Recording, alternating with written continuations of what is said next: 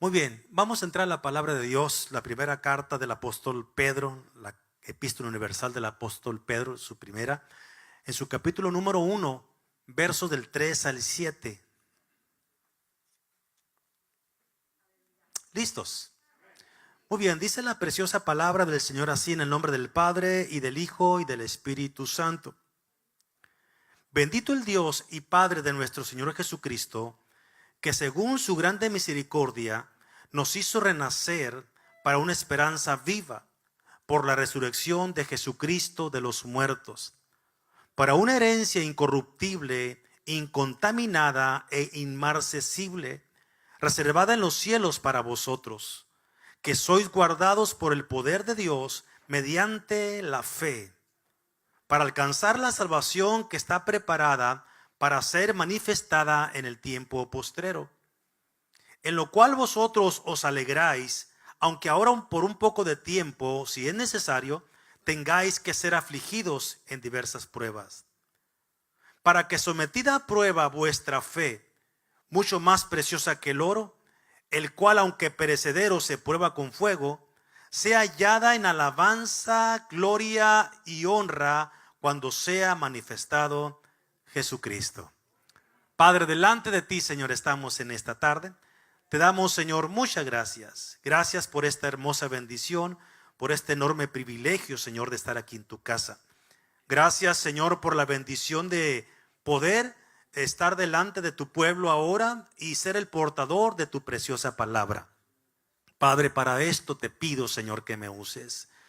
Señor, te pido que tu Espíritu Santo esté conmigo nuevamente, Señor, y me ayude a compartir esta palabra. Que la palabra, Señor, que tú has puesto en mi corazón pueda traerla, Señor, a tu pueblo. Que tu pueblo pueda ser bendecido a través de ella.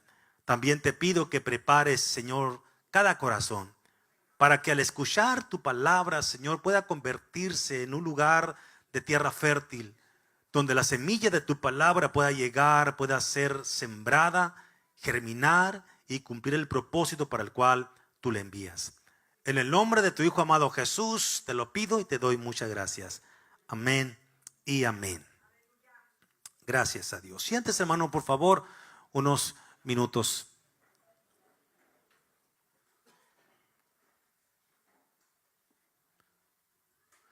Yo creo que todos queremos ir al cielo, ¿no es cierto? Todos queremos estar un día en la presencia de Dios, donde dice la Biblia que no habrá más llanto ni más dolor, donde un día nos encontraremos con los seres queridos que ahora ya se nos han adelantado, pero sobre todo en el lugar donde estaremos con Cristo por toda la eternidad. Pero también dice la Biblia que para que podamos llegar un día a aquel lugar, es necesario que atravesemos por muchas tribulaciones. Hechos capítulo 14, verso 22 dice: confirmando los ánimos de los discípulos, exhortándoles a que permaneciesen en la fe y diciéndoles: es necesario que a través de muchas tribulaciones entremos en el reino de Dios. Permítame subrayar la parte del texto que dice: exhortándoles a que permaneciesen en la fe. Porque son muchas veces, hermanos, las tribulaciones las que intentan ahogar nuestra fe. De hecho, los versos que leímos al comienzo hablan también de este mismo concepto, cuando dicen: en lo cual vosotros os alegráis, aunque ahora por un poco de tiempo, si es necesario, tengáis que ser afligidos en diversas pruebas, para que sometida a prueba vuestra fe, mucho más preciosa que el oro, el cual aunque perecedero se prueba con fuego, sea hallada en alabanza, gloria y honra cuando sea manifestado Jesucristo.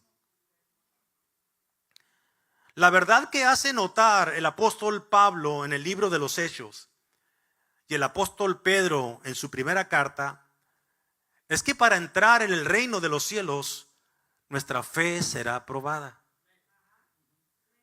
Este es el común denominador de estos dos pasajes. Me llama mucho la atención cómo es que después de ser apedreado en Listra y dejado por muerto, el apóstol Pablo se levanta al día siguiente y anima, se sacude el polvo, yo creo, y anima a sus hermanos y les dice: no pasa nada, no pasa nada. Luego le dice: es necesario, muchachos, que a través de muchas tribulaciones entremos en el reino de Dios. ¿Quién hace esto? Sino alguien que está convencido precisamente al lugar en donde va. Entonces, iglesia, si a nosotros nos han dicho que viniendo a Cristo todos los problemas se acabarán, quiero decirte que bíblicamente eso no es verdad. Si de pronto alguien nos ha ofrecido un evangelio diluido y sin pagar un precio, eso tampoco es verdad. Si de pronto alguien nos ha ofrecido un evangelio al 2x1, acepta a Cristo, llévate el Espíritu Santo, quiero decirte que tampoco es verdad. El evangelio sigue costando lo mismo. Dijo Jesucristo: que quiera venir en pos de mí, niéguese a sí mismo, tome su cruz cada día y sígame. El precio es el mismo. Jesucristo le dijo a sus discípulos en Juan capítulo 16, verso 33: estas cosas os he hablado para que en mí tengáis paz. En el mundo, dice el Señor, tendréis aflicción, pero confíen, yo he vencido al mundo. Entonces entendemos lo que dijera el apóstol Pablo: es necesario que a través de muchas tribulaciones entremos en el reino de los cielos. Es cierto, tendremos tribulaciones. Es cierto, tendremos problemas. Es cierto, tendremos aflicciones. Pero quiero decirte, y tú lo sabes, Dios nunca nos deja. No estamos solos como estábamos antes. 1 Juan 4:4 dice: mayor es el que está en vosotros que el que está en el mundo. Isaías 41:10 dice: no temas porque yo estoy contigo. No desmayes porque yo soy tu Dios que te esfuerzo. Siempre te ayudaré y siempre te sustentaré con la diestra de mi justicia. Mateo 28:20 dice: y aquí yo estoy con vosotros todos los días hasta el fin del mundo. Qué preciosas promesas de parte de Dios. Sí, nos dijo: tendréis aflicción, sí, pero yo estoy con ustedes siempre. Usted no me dejará mentir que el caminar cristiano en ocasiones experimenta situaciones las cuales muy seguido ponen a prueba nuestra fe. Hay un libro muy conocido y que es un clásico que fue escrito en forma de novela por el pastor y predicador Juan Bunyan en el año de 1678. Este libro narra la historia de un cristiano que para llegar a la ciudad celestial tiene que superar a sus enemigos que se encuentra en su camino. Se llama El progreso del peregrino. Este libro describe de una manera alegórica el camino del cristiano y cómo el cristiano tiene que esforzarse para llegar a su destino.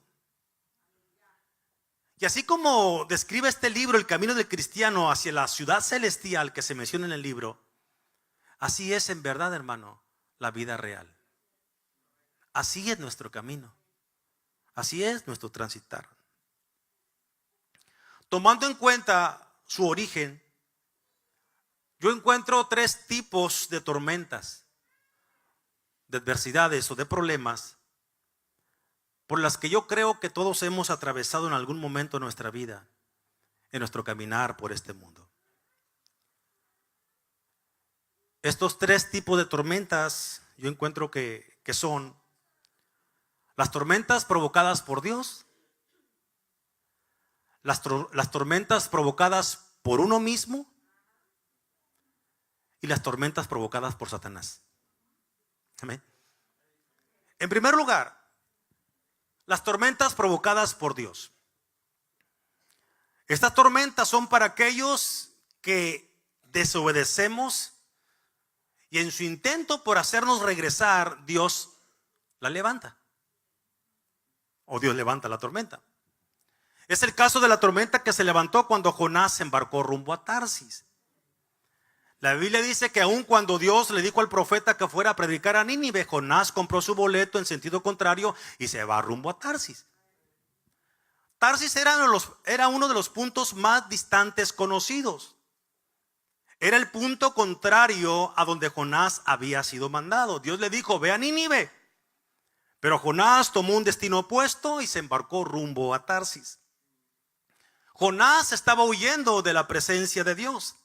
Pero sabemos que esto es completamente imposible porque Dios es omnipresente. Él está en todas partes. Y a donde uno trate de huir, hasta allí Dios nos va a encontrar. Dijo el salmista en el Salmo 139, 7 y 8, ¿a dónde me iré de tu espíritu? ¿Y a dónde huiré de tu presencia? Si subiera a los cielos, allí estás tú. Y si en el Seol hiciere mi estrado, he aquí, allí tú estás. ¿Dónde nos podremos esconder de Dios? En ningún lugar. Este barco al que Jonás se subió no era un barco común y corriente, era una embarcación grande. Era un barco comercial que llevaba mercancías a tierras lejanas, en este caso a Tarsis, una ciudad al sur de España. Así que desde Jope, una ciudad en tierras hebreas, hasta Tarsis, una ciudad española. Desde un extremo del mar Mediterráneo hasta otro extremo, hasta el final del mar Mediterráneo. Desde una ciudad a la otra habría aproximadamente más de 3,000 kilómetros por mar. Así que para llegar a su destino, este barco que tomó Jonás duraría meses. Pero escúchame lo ilógico, ¿no? Hasta allá prefirió ir Jonás para no ir a donde Dios le mandaba. Entonces sucede que muchas veces para no ir a donde Dios nos manda, preferimos ir a un lugar más lejos, con tal de salirnos con la nuestra. Sucede que para no hacer la voluntad de Dios y hacer la nuestra, preferimos a veces invertir más tiempo y recursos, pero salirme con la mía. Sucede que para no ir a Nínive, que está a 200 kilómetros, preferimos ir a Tarsis, que nos queda a más de 3,000, cuando no queremos hacer la voluntad de Dios. Y cuenta la historia que cuando la embarcación iba rumbo a Tarsis, se levantó una gran tormenta. Pero esta tormenta, dice la Biblia, no fue obra de la casualidad. Dice la Biblia que Dios la levantó para hacer regresar al profeta. Porque Dios nos ama, es que Él va a levantar una tormenta para hacernos regresar en muchas ocasiones. Este es el amor de Dios, que de pronto no podemos entender, pero Dios prefiere levantar una tormenta en nuestra vida para hacernos regresar y volver hacia Él. Porque muchas veces, iglesia, en nuestra desobediencia, Dios nos atraerá con cuerdas de amor hacia Él. Y para hacerlo, usará una tormenta o cualquier evento para conseguir este propósito. Ahora, no porque Él lo haya querido así, sino porque nosotros muchas veces, a pesar de haber escuchado su voz, decidimos no obedecerle o hacernos los sordos. Y dice Dios, con la tormenta no te tendrás que hacer el sordo. Hebreos capítulo 12, versos 6 al 7 dice, porque el Señor al que ama, disciplina. ¿Cuántos quieren que Dios los ame? Amén, qué bueno. Entonces cuando te alejes te va a disciplinar el Señor. Y azota al que recibe por hijo. ¿Cuántos quieren ser sus hijos? Ya vi menos manos levantadas. Ahora, si soportáis la disciplina, Dios os trata como a hijos. y no bastardos. Somos hijos y entonces Dios nos disciplina. Porque ¿qué hijo es aquel a quien el padre no disciplina? Solamente uno muy consentido. Entonces es una evidencia de que somos sus hijos cuando haciendo algo malo delante de Dios, Él nos va a la mano. Él nos disciplina. Ahora, esta es una pregunta para usted. ¿O por qué usted disciplina a sus hijos?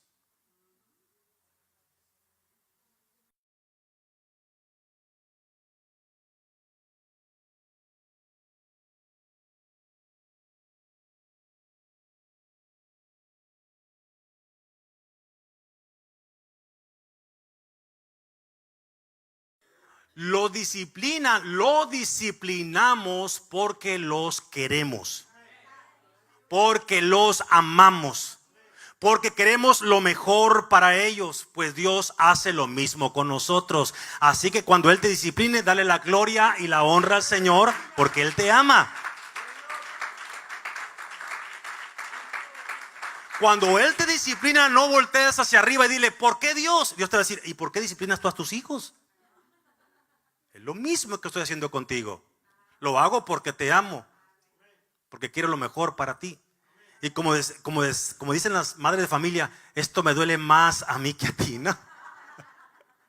Lo clásico. Pues yo creo que le duele más a Dios que a nosotros tener que hacerlo. Esa tormenta que Dios levantó fue para hacer regresar a Jonás al propósito de Dios. Usted conoce el final de la historia. Jonás fue lanzado al agua para aquietar la tormenta. Y luego vino un pez grande y se comió a Jonás. Dice un coro, ¿verdad? Para luego devolverlo en una playa. Entonces, hasta entonces, Jonás fue y cumplió la orden de Dios de predicar en Nínive, cuando pudo haberse ahorrado todo eso. Cuando, como dicen, no, pudiendo ir en barco, tuvo que ir en submarino.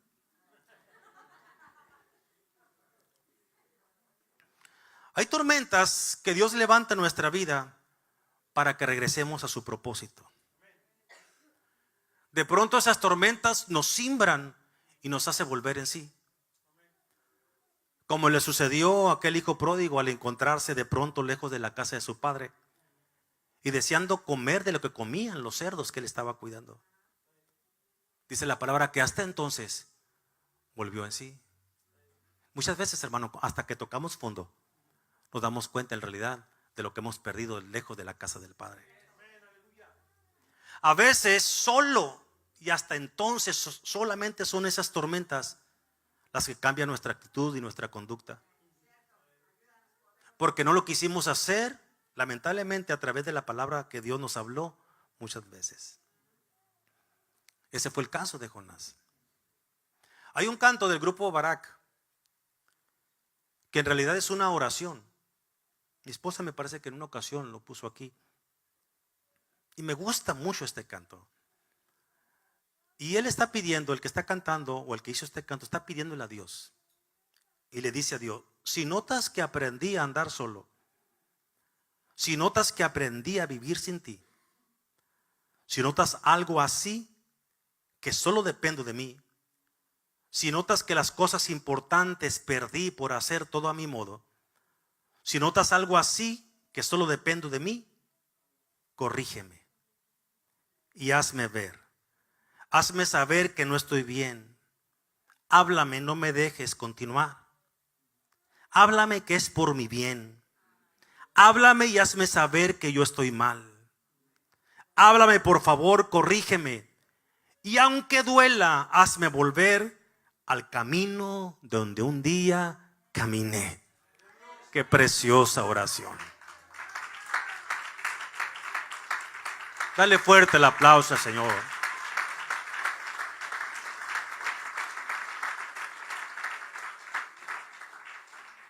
Que esta sea también nuestra oración, iglesia.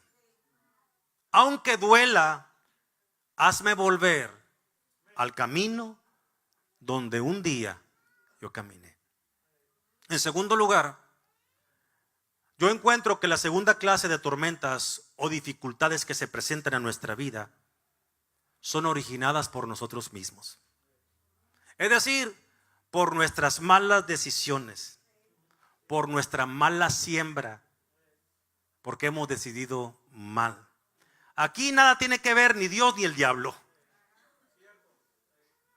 En este tipo de tormentas son nuestras decisiones las que las provocan. Pero aún así, a pesar de que somos los causantes de estas tormentas, Dios está allí para ayudarnos. Aún así, Él no nos dice, bueno, tú la creaste, tú sales de ella. No, cuando clamamos a Dios, Él está ahí presto para levantarnos, para sacarnos del atolladero. Hay una historia en la Biblia también que ilustra este punto. Esta es la historia que se encuentra en el segundo libro de los Reyes, capítulo 3, versos 6 en adelante.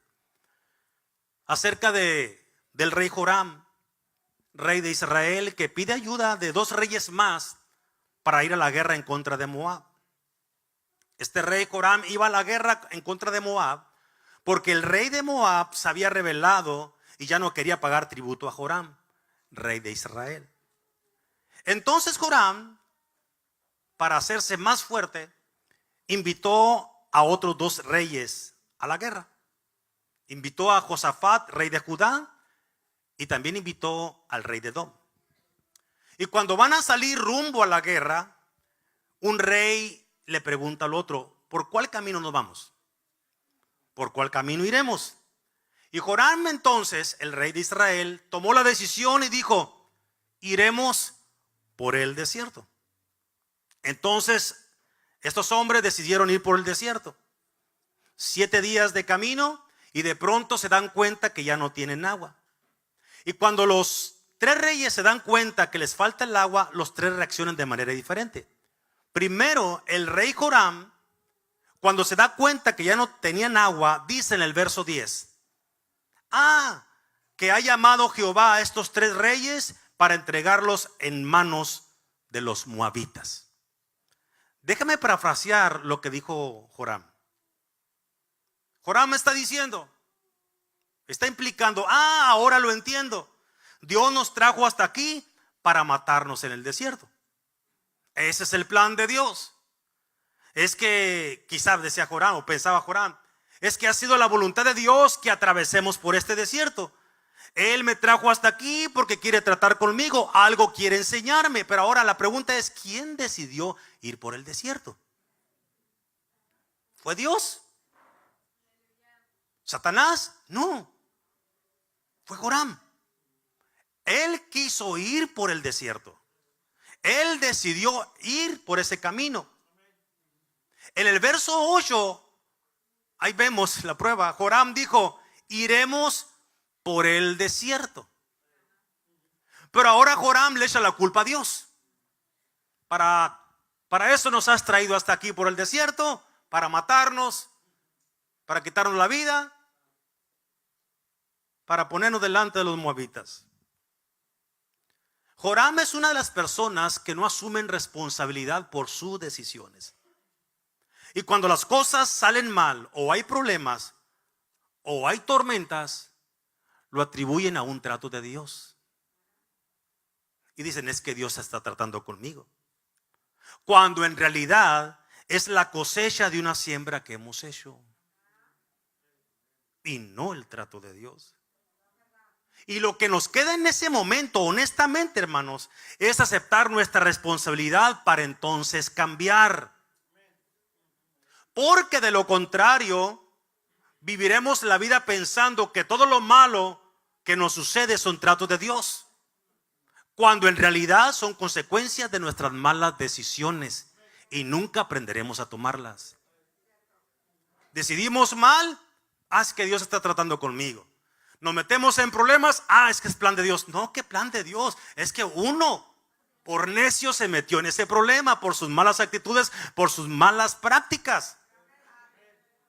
Y hasta llegamos a decir, estoy sufriendo por la causa de Cristo. No, ¿qué causa de Cristo? Estoy sufriendo por mi negligencia. ¿Cuántos reciben esta palabra?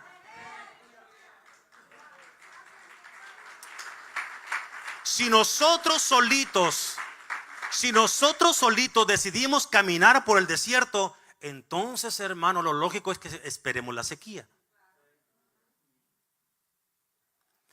El rey de Edom, cuando se da cuenta que ya no hay agua, no dijo nada. Mejor dijo, yo no opino nada. Pero Josafat, rey de Judá, dijo: oigan, ¿acaso no hay profeta de Jehová para que consultemos a Jehová por medio de él? Ahora, Josafat no culpa a Dios, es uno de los 3 reyes que van por el desierto. Él sabe que él accedió, es cierto, a ir por el desierto, pero él no culpa a Dios. Sabe que Dios no es responsable de que les faltara el agua, porque él sabe que ellos mismos habían accedido a ir por el desierto. Él reconoce que fue una mala decisión, pero luego también dice: vamos consultando a Jehová.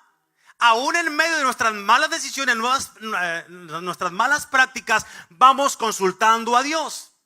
Sí, es cierto, tomamos una mala decisión, pero en nuestra mala decisión Dios puede ayudarnos. No importa las decisiones malas que hayamos tomado en la vida, Dios puede revertir las consecuencias de esas malas decisiones y hacer de nosotros o darnos una nueva vida, una nueva perspectiva de vida.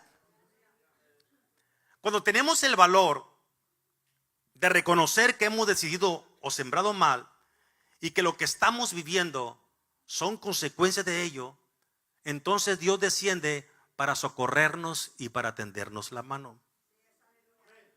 Entonces la Biblia dice que fueron y consultaron al profeta de Dios, que era el profeta Eliseo.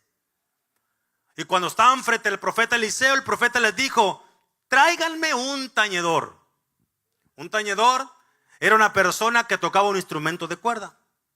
Dice la palabra que trajeron al tañedor y estaba tocando un instrumento de cuerda. Y mientras el tañedor tocaba, la presencia de Jehová iba descendiendo. Y mientras el tañedor tocaba, la presencia de Jehová descendía. Dice que la palabra de Jehová empezó a fluir en los labios del profeta Eliseo. Qué importante es la música, hermano. Porque la alabanza prepara la atmósfera para que enseguida Dios nos hable.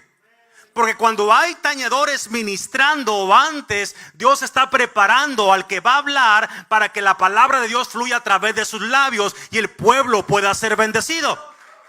Dale el aplauso bien fuerte al Señor en esta tarde. Es decir, no solamente es una tradición que está la alabanza y luego la prédica. No, es que la alabanza está preparando la atmósfera para que Dios fluya, para que haya palabra de vida, para que las personas escuchen palabra y sean ministrados, sean tocados, sean sanados en el nombre de Jesús. Amén. Y mientras el tañedor tocaba, te decía, la presencia de Jehová iba descendiendo. Y entonces Eliseo empezó a recibir palabra directamente de Dios y les dice: miren, Jehová dice esto: haced en este valle muchos estanques, porque aunque no van a haber viento ni lluvia, pero este valle, ese desierto será lleno de agua. Y podrán beber ustedes, sus ejércitos y sus ganados, y yo entregaré a los moabitas en sus manos. Es cierto, tomaron una mala decisión de ir por el desierto. Es cierto, sin embargo, cuando venimos a Dios, si ustedes están viniendo a Dios, yo puedo revertir su mala decisión porque han clamado a Dios y Dios escucha y no rechaza un corazón contrito y humillado. Así que a pesar de las malas decisiones podemos venir a Dios y Él nos recoge y Él nos levanta para su gloria. Amén.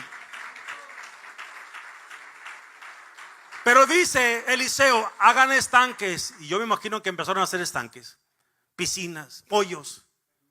Y por la mañana dice la palabra que los estanques estaban llenos, llenos de agua para la gloria de Dios. ¿Te das cuenta cómo las malas decisiones sí, Dios las revierte para que su nombre sea glorificado?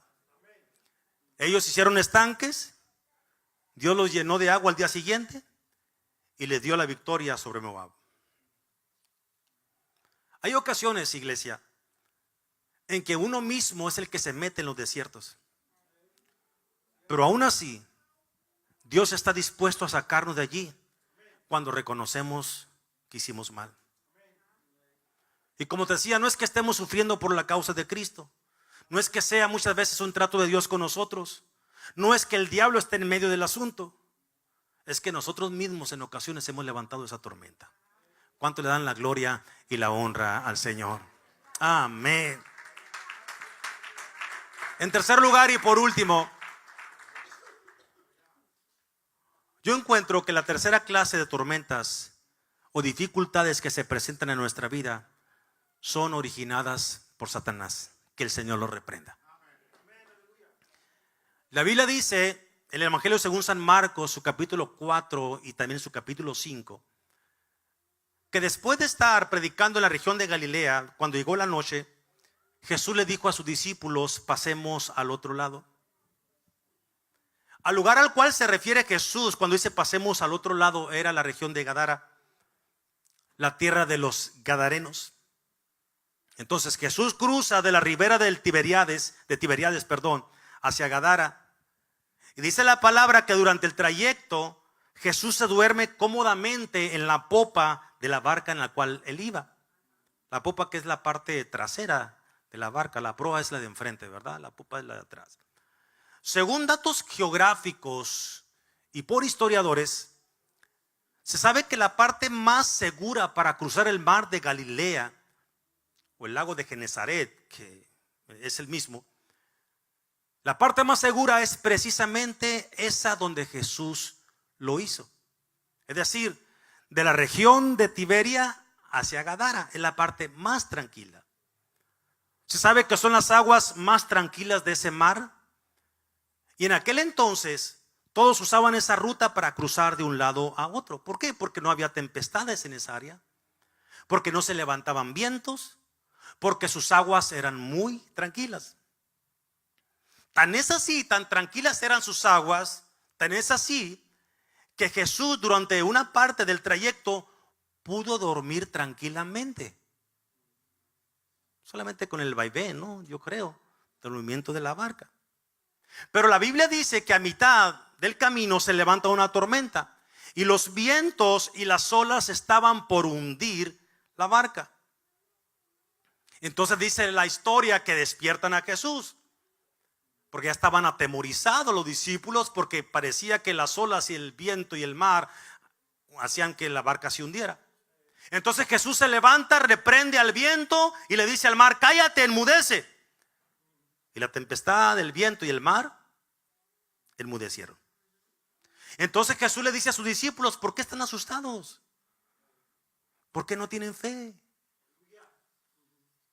Yo les dije que pasaríamos al otro lado y vamos a pasar. Porque eso fue lo que les dijo: pasemos al otro lado. Sus discípulos, los discípulos de Jesús, habían oído que Jesús había dicho que pasarían al otro lado. El verso 35 de Marcos 4 lo dice: pasemos al otro lado, le dijo Jesús. Nunca dijo: vamos a ver si podemos pasar al otro lado. Vamos a pasar al otro lado. Ahora, cuando Jesús les dice esto, pasemos al otro lado, ellos, los discípulos, ya habían comprobado que la palabra de Jesús tiene autoridad, que no es cualquier palabra. Tiene autoridad. Si Él dice algo, lo va a hacer. No importa quién se interponga, no importa quién diga lo contrario, Él lo va a hacer porque Él es Dios. Ya lo habían comprobado en el capítulo número 1 de este mismo evangelio de Marcos. Sanó a la suegra de Pedro y también sanó a un leproso.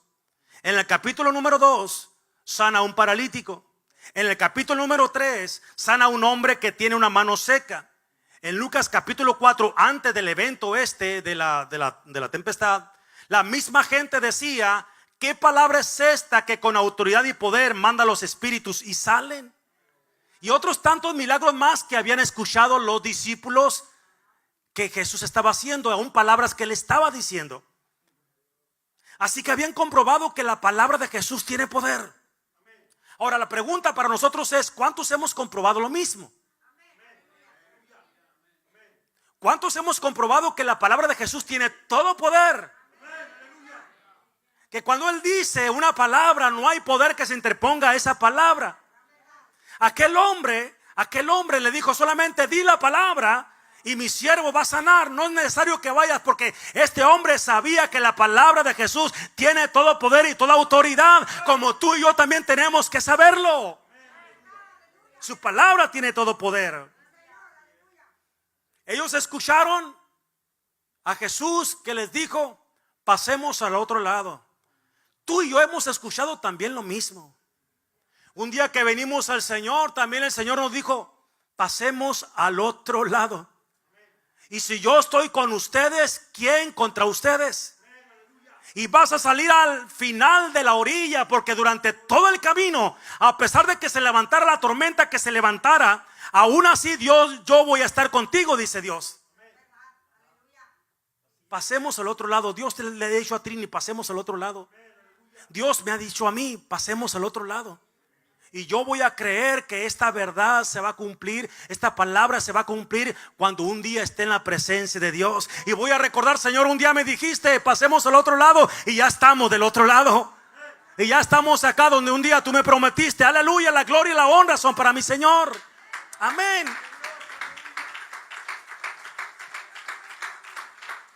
Los discípulos escucharon: pasemos al otro lado. El problema es que Satanás también lo había escuchado. Sí. Satanás también escuchó que Jesús dijo: pasemos al otro lado. Dijo Satanás: ahí viene. Ahí viene. Y Satanás no quería que Jesús pasara hacia Gadara, porque allí había un hombre que había estado poseído por mucho tiempo. Y Satanás no quería perder su posesión. Ahí estaba un hombre que se le llevaba en los sepulcros, que no podía ser dominado, que lo ataban con cadenas y las quebraba. Ahí estaba un hombre sucio, lejos de su familia, maloliente, comiendo basura quizá, gritando, haciéndose daño. Entonces pensó Satanás, pienso yo: hay que detener a Jesús, que no venga para acá, que se regrese. Entonces levanta una tormenta para detener a Jesús. Entonces levanta una tormenta para provocar que Jesús regresara de donde había salido. Entonces Satanás levanta una tormenta para detener el ministerio de Cristo. No era la primera vez que lo intentara. En otras ocasiones lo había hecho. Acuérdense que en alguna ocasión quiso matar a Jesús cuando estaba recién nacido, ¿se acuerdan? No sería la primera vez ni la última. Iglesia, no va a ser la primera vez la que registra aquí la palabra, ni la última. Satanás sigue levantando tormentas en contra del ministerio de Jesús, y ahora en contra del ministerio de los hijos de Jesús, de los hijos de Dios, para detener precisamente su accionar en esta tierra. Y pareciera que cuando vamos camino a liberar a alguien, cuando vamos camino a bendecir a alguien, cuando vamos camino a otro nivel, cuando vamos camino a hacer algo por la obra de Dios, se levanta una tormenta en nuestra vida. Que el Señor reprenda al diablo. Pareciera que cuando estás trabajando, cuando vas por más bendición, cuando vas a romper cadenas, cuando estás activando en la obra de Cristo, Satanás levanta una tormenta para detenerte. Que el Señor reprenda al diablo otra vez. Pero dice la palabra que Jesús se levanta con poder y autoridad y reprende al mar y al viento, y estos lo obedecen, porque con solamente la palabra de Jesús los vientos y el mar y todo le obedecen al Señor Jesucristo. Entonces puede llegar hasta Gadara. Y ahí está un hombre que Satanás no quiere soltar. Ahí está el hombre por el cual Satanás levantó una tormenta. E inmediatamente al encontrarse con Jesús, los demonios que poseían al hombre le dijeron: ¿qué tienes conmigo, Jesús, Hijo del Dios Altísimo? Ellos saben que va por ellos. Ellos saben que la tormenta no surtió efecto. Ellos saben que nada puede detener a Jesús. Hermano, no te sorprendas cuando se levanten tormentas de este tipo. No te sorprendas. Dale la gloria a Dios, porque Jesús está detrás de todo esto. Es decir, Jesús está en tu barca. Y si Él va viajando en tu barca, esa tormenta no es nada para el poder de Dios. Yo lo creo. ¿Cuántos decimos amén? Jesús le dice: salgan de este hombre. Y los demonios salieron y fueron y se metieron a unos cerdos. Y luego se lanzaron a un precipicio. Les he dicho, ¿no?, que de ahí nació el jamón endiablado. No es cierto, ¿no? Y este hombre ya libre se convirtió en un testimonio por 10 ciudades en Decápolis, hablando, testificando del poder de Jesucristo. ¿Te das cuenta lo que puede suceder cuando tú no te detienes y no permites que te detenerte ante una tormenta que Satanás está levantando porque estás haciendo la obra de Cristo? ¿Te das cuenta hasta dónde puede llegar? Y el testimonio de una persona que puede alcanzar a miles de personas por lo que Jesús haya hecho en su vida. Así que, hermano, no te detengas. Es cierto, tenemos una lucha espiritual, es cierto. Mire, y el diablo anda como león rugiente buscando a quien devorar. Y cuando estamos haciendo la voluntad de Dios, Él levanta tormentas aquí y allá para atemorizarnos, para infundirnos miedo. Pero es más poderoso el que está con nosotros que el que está en el mundo, dice la palabra. No te detengas entonces. Cree que Dios está contigo como poderoso gigante. Entonces, hermanos, se cumple la palabra que dijera el apóstol Pablo al día siguiente después de ser apedreado en Listra. Es necesario que a través de muchas tribulaciones entremos en el reino de Dios. El camino de Dios cuesta y hay que atravesar tormentas. Es necesario que a través de muchas oposiciones, tormentas y sequías lleguemos a la ciudad celestial, como escribiera el pastor Juan Bunyan. A veces son tormentas, como te decía, que Dios levanta para hacernos regresar a Él. A veces son tormentas que nosotros mismos provocamos. A veces son tormentas que Satanás levanta para detenernos. Pero quiero decirte algo: a pesar de la tormenta que fuera, a pesar de su origen, nunca perdamos la fe. Nunca perdamos la fe. El anhelo de mi corazón, hermano, es que un día, a pesar de todas las tormentas de mi vida, sea cual sea el origen, yo pueda decir, como dijera el apóstol Pablo a Timoteo en su segunda carta, su capítulo 4, versos 7 y 8: he peleado la buena batalla, he guardado la fe. No me la han quitado, no me la robaron, no me la sustrajeron, no me la hicieron menos. He guardado la fe. Por lo demás me está reservada la corona de justicia. ¿Cuántos creemos esto? Pablo también le dice a Timoteo: pelea la buena batalla de la fe. La fe está en juego. Pelear la batalla de la fe es que la fe está en juego. Satanás quiere quitarte la fe, porque sin fe, dice la palabra, que es imposible agradar a Dios. Y eso es lo que tratan muchas veces las tormentas de hacer en nuestra vida: quitarnos la fe. Pero las tormentas que Dios levanta son para hacernos regresar a la fe. ¿Cuánto le damos un aplauso bien fuerte al Señor? Amén.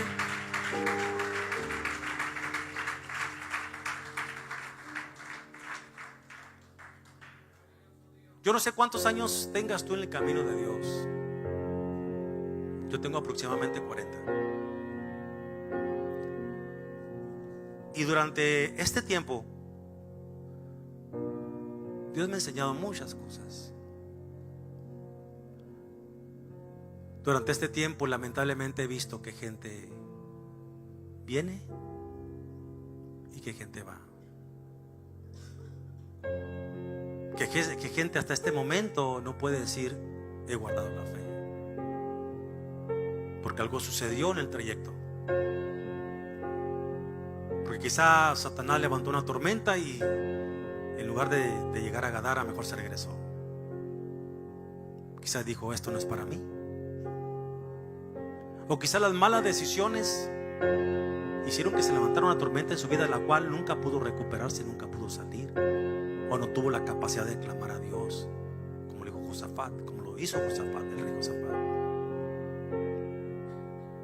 Y quizá Dios levantó una tormenta para traerlo hacia Él. Pero igual, nunca terminó de regresar a Dios. Yo creo que sería muy bueno que le pidiéramos a Dios: Señor, permite que a través de todo el tipo de tormentas que pudiéramos experimentar, que a través de todas ellas, Señor, podamos tener la convicción firme, segura. Es cierto de que estamos peleando la batalla de la fe, que Satanás intenta robarnos la fe, que no creamos como hemos creído, que no terminemos la carrera, pero que tengamos la certidumbre de que si tú vas con nosotros en nuestra barca, podemos tener la seguridad que vamos a llegar del otro lado. ¿Cuántos decimos amén? Créalo que el anhelo de mi corazón, yo creo que de todos nosotros, es que aquellos que empezamos la carrera, un día la terminemos. De que hay tormentas, claro que hay tormentas. De que es necesario que a través de las aflicciones y muchas pruebas entremos en el reino de los cielos, es cierto. Lo dijo el apóstol Pablo. Sin embargo, también estamos seguros de que si Dios es por nosotros, ¿quién contra nosotros? Dale la gloria y la honra al Señor. Ponte de pie, por favor.